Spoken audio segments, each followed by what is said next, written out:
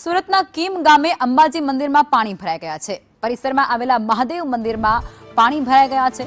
વરસાદી પાણી ભરાતાની સાથે જ શિવલિંગ પર જળાભિષેક થયો છે। શિવ મંદિરમાં શિવલિંગ એ પાણીમાં ડૂબી ગયું છે।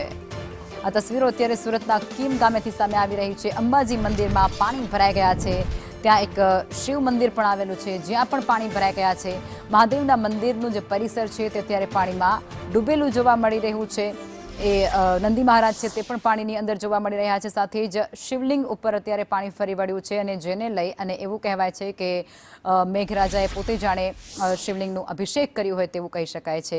એ તસવીરો પણ ત્યાંથી સામે આવી રહી છે। ખૂબ મોહક નજારો છે આ, જેને જોવા માટે ભક્તો પણ ત્યાં પહોંચ્યા હતા।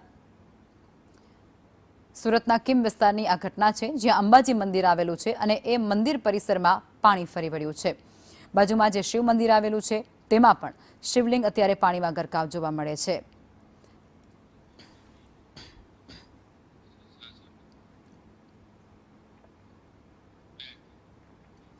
આણંદ